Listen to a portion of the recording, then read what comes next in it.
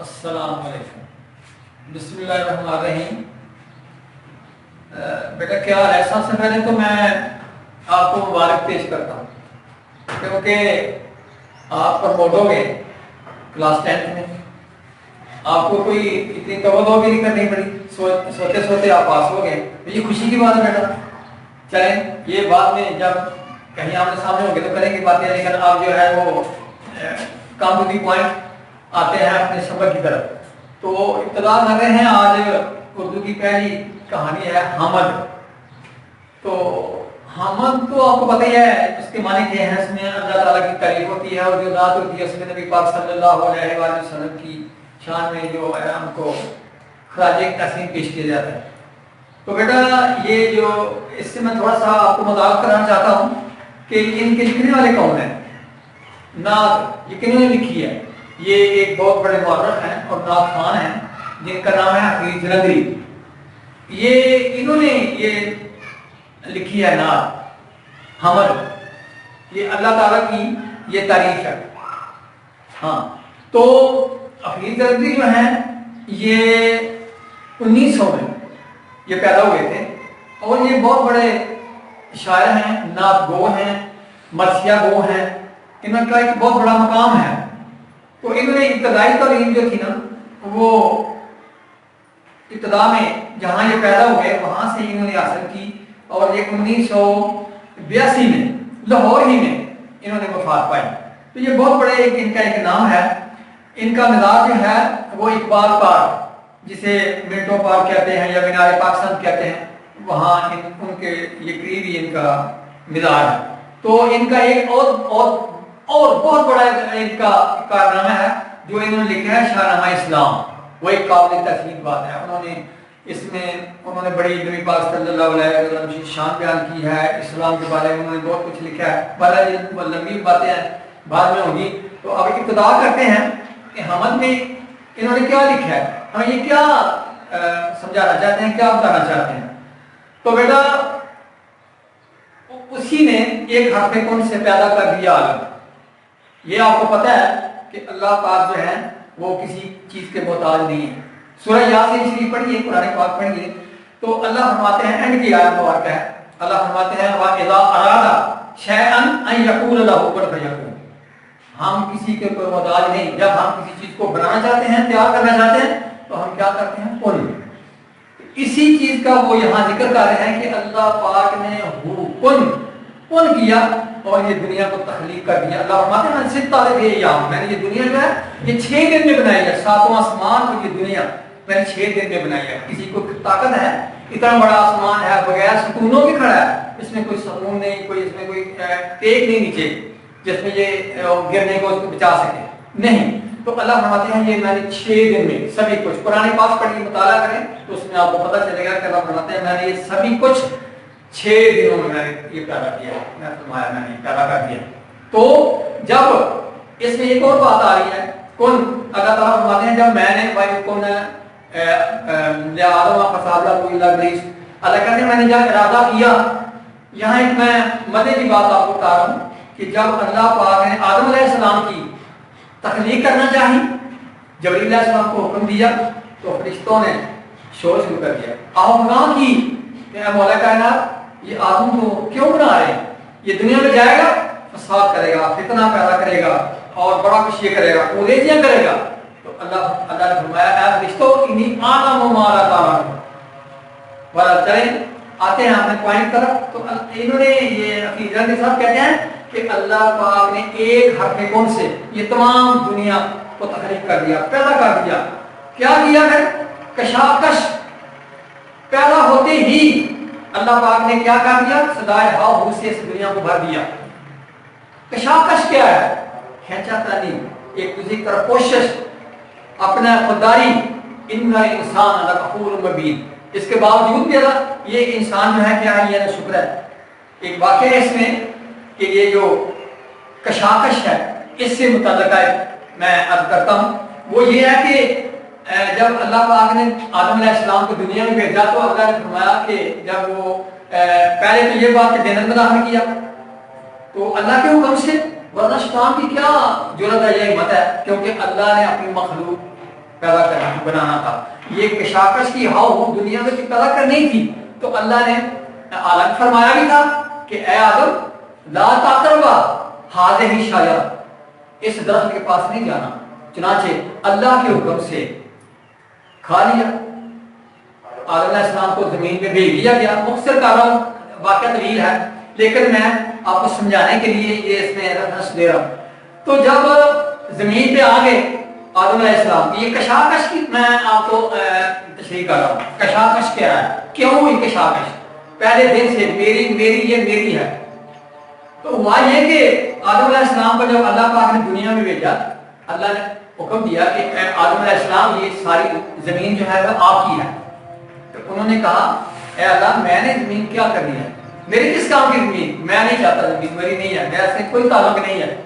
تو اللہ پاک نے جبرائیل علیہ السلام کو بیلوں کی ایک جوڑی دی، ہل دیا اور کہا کہ اس کو جوتو.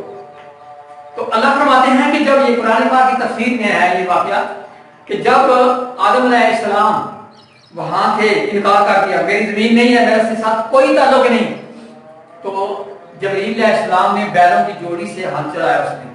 تو آدم علیہ السلام آگے ہو گئے، انہوں نے روک دیا. انہوں نے کہا تم کون ہوتے ہو؟ انہوں نے کہا کہ زمین میری ہے.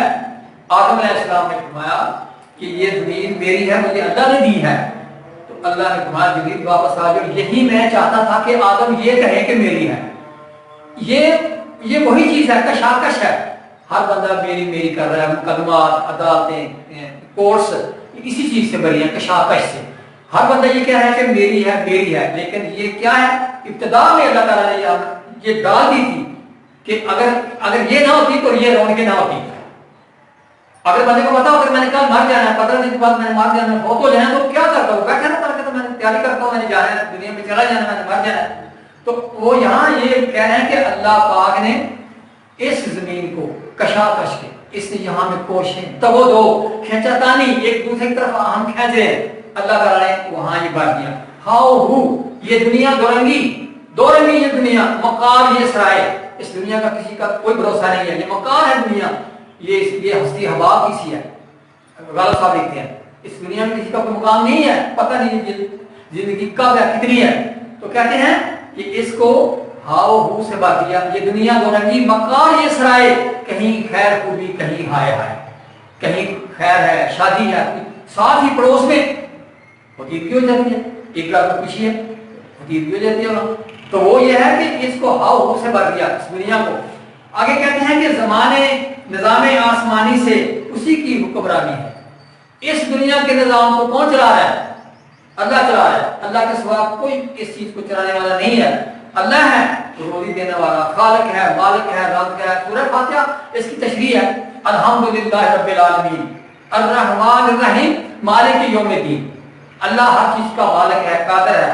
کہتا ہے کہ اس زمین میں یہ جو دنیا کا نظام چل رہا ہے اس میں اللہ کی حکمرانی ہے، اللہ کے حکم سے یہ چل رہی ہے. اور آگے کیا کہتے ہیں؟ بہار جاودانی ہے، اسی کی باغبانی ہے. یہ دنیا کی بہاریں، یہ لذتیں، یہ جو نعمتیں اللہ پاک فرماتے ہیں میں نے آپ کو دی ہیں.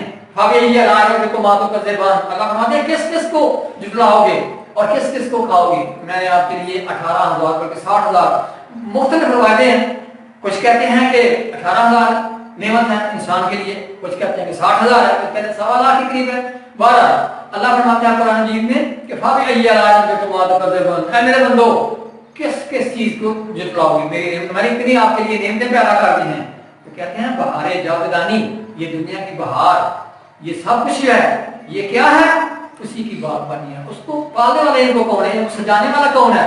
وہی اللہ ہے. جیسے ہم ایک مالی ہے ہم اس کی ڈیوٹی لگائی ہم نے کہ آپ نے کیا کرنا ہے؟ آپ نے اس باغ کی رکھوالی کرنی ہے، ان کو تازہ پانی دینا ہے، اس کی گوڈی کرنی ہے، ان کو سنولے جو ہیں ان کو صاف کرنا ہے، ان کو پانی دینا ہے، سبھی کچھ کرنا ہے. تو وہ صرف ایک باغ ہے، ایک وہ اس کا مالی ہے. تو میرا اللہ جو ہے تمام دنیا کا، تمام کائنات کا جو ہے وہ مالی ہے، وہ باغبان ہے. وہی دے رہا ہے، وہی پانی دے رہا ہے، وہی اس کو پال رہا ہے، وہی پیدا کر رہا ہے، وہی رازق ہے، وہی مالک ہے، وہی خالق ہے. اس کی رضا سے یہ سبھی کچھ چل رہا ہے. تو کہتے ہیں زمین پہ جلوہ آ رہا ہے مظاہر اس کے قدرت کے. یہ اللہ تعالیٰ کی قدرت ہے. زمین پہ دیکھو آپ، یہ کشمیر ہمارے پاس ہے، کہتے ہیں کہ یہ اللہ کے مظہر ہے، ایسا ایسا نقشہ نگار کی ہے اللہ نے سجا دیا ہے زمین پر، جلوہ آرا اللہ تعالیٰ کی جلوہ نمایاں یہ اس دنیا میں ظاہر ہیں، بڑے بڑے مناظر، بڑے بڑے مناظر دنیا میں اتنے اتنے خوبصورت مناظر ہیں کہ ہم خیال بھی نہیں کر سکتے۔ یہ کھیت، لہلاتے کھیت، پہاڑوں کی برف اور اس پہ درختوں کی قطاریں۔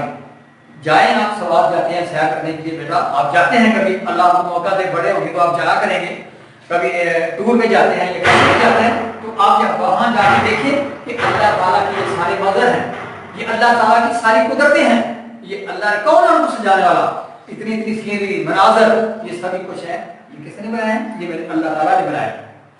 بچھائے ہیں اسی داتا نے دسترخوان نعمت، دسترخوان نعمت یہاں سمجھنے والی بات ہے کہ دسترخوان نعمت سے کیا مراد ہے کہ یہ جو ہمارے لیے نعمتیں پیدا کی ہیں کس کے لیے ہیں؟ یہ انسان کے لیے ہیں، وہی دینے والا ہے، وہی خالق ہے، وہی مالک ہے، ہر کس کو وہ دیتا ہے۔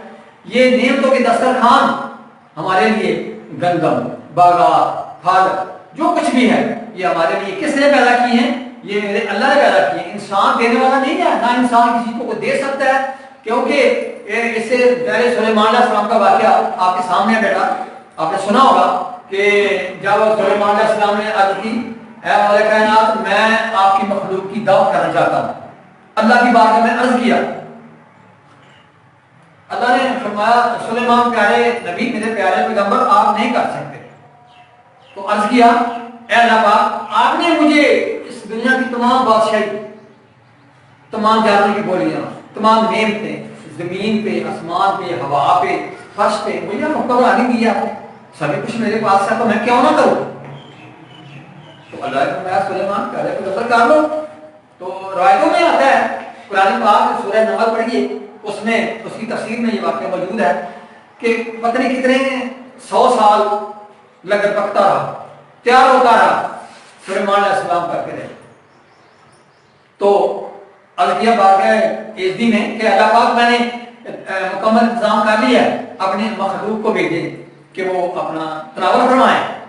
تو اللہ نے فرمایا ٹھیک ہے سلیمان، میں سب سے پہلے میرے پاس ایک مچھلی ہے، میں اس کو بھیجتا ہوں، میں اس کو بھیجتا ہوں، اگر وہ سیر ہوگی تو سمجھو ساری کائنات کھا جائے گی، پورا آ جائے گا، ٹھیک ہے۔ تو اللہ نے اپنی طرف سے ایک مچھلی کو بھیجا کہ جاؤ کھانا کھاؤ۔ تو کہتے ہیں کہ وہ مچھلی جو تھی وہ تمام کا تمام لگا جو کتنے 100 سال تیار ہوتا رہا تھا وہ ایک لقمہ میں کھا لیا، ایک لقمہ اس کا ہوا، ایک لقمہ۔ تو عرض کیا یا اللہ پاک یہ میرے بس کی بات نہیں ہے۔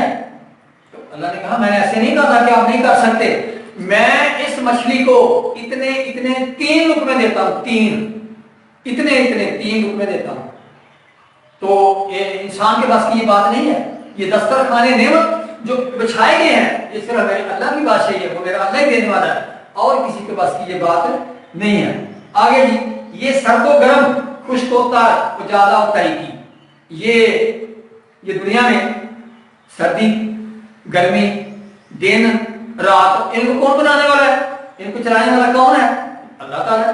تاریکی ہے، اجالا ہے، خشکی ہے، یہ زمین ہماری اللہ نے بنائی ہے، سمندر ہیں، دریا ہیں، یہ کس نے بنایا ہے؟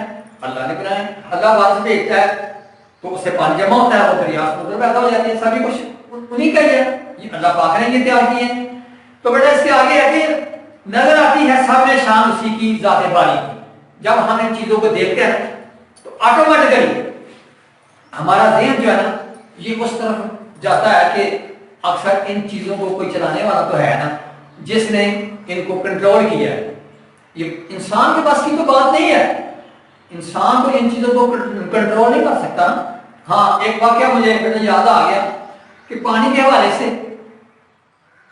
عمر فاروق رضی اللہ تعالیٰ کی خلافت تھی تو لوگوں نے شکایت کی کہ امیر المومنین پانی کی قلت ہے، دریائے جو نیل ہے نا اس میں پانی نہیں آ رہا۔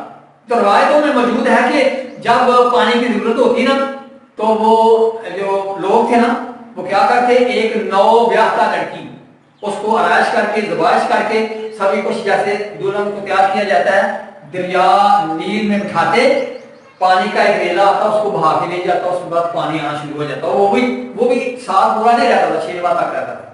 تو لوگ تنگ تھے، یہ پتہ نہیں کیسی رسم تھی یہ پرانی. تو انہوں نے جب سوچا کہ عمر فاروق کی بڑی بات ہے اور مسلمانوں کے بہت بڑے حکمران ہیں، تو انہوں نے عرض کیا حضور یہ معاملہ ہے تو ہم یہ نہیں چاہتے. چنانچہ آپ نے ایک کاسب بلایا اور اس کو چند حروف لکھ کے دیے، کاغذ میں لکھا اور کہا کہ اگر اے دریائے نیل اگر تو اپنی مرضی سے چلتا ہے تو ہمیں تیری کوئی ضرورت نہیں ہے، لہذا یہ اللہ کا حکم ہے، اگر چلنا ہے تو انہیں اللہ کے حکم سے چلنا ہے، ویسے تیری کوئی ضرورت نہیں. تو کہتے ہیں کہ وہ جو رکا جب انہوں نے رکھا جا کے اس کاسب نے وہ رکھا تو دریائے نیل میں پانی آ گیا. کون چلانے والا ثابت ہوا کہ چلانے والا بھی اللہ ہے. پانی پہ اللہ کی حکومت ہے، دینے والا اللہ ہے، بات کرنے والا اللہ ہے. یہ آج کل بیٹا یہ کیا شور پڑا ہوا ہے، پانی ختم ہو جائے گا، یہ ہو جائے گا، وہ ہو جائے گا، پتہ نہیں کیا ہوگا. لیکن یہ نہیں، میرا اللہ جو ہے نا یہ سارا نظام اسی کے پاس ہے. پانی کا نظام، بادل کا نظام، بارش کا نظام. اگر اللہ چاہے تو 1 گھنٹہ بارش ہو تو کل کائنات پانی ہو جائے. اس لیے ہماری یہ سوچ ہے کہ پتہ نہیں کل کیا ہوگا، پانی ختم ہو جائے گا. تو نہیں، یہ اللہ نے سارا ہے. اللہ نے دنیا بنائی ہے، اللہ نے اپنی مخلوق کو روزی دینی ہے، پانی بھی دینا ہے، پرندوں کو دے رہا ہے. اور جہاں جہاں پہاڑوں میں، غاروں میں، پتھروں میں کیڑے ہیں، پتھر ہیں، ان میں جانور ہیں، غاروں میں رہ رہے ہیں، ان کو جنگلوں میں دیکھو. اللہ تعالیٰ نے وہ چیتے ہیں، شیر ہے، ان کو گیدڑ ہے، وہ جو بھی ہے جانور جنگلی، تو اللہ تعالیٰ ان کو جیسے جیسے وہ جانور ہیں ویسی ویسی جنگلوں میں اللہ ان کو روزی دے رہا ہے، ان کو گوشت دے رہا ہے، وہ تازہ فریش گوشت کھا رہے ہیں. تو یہ سارا میں نے اللہ کا نظام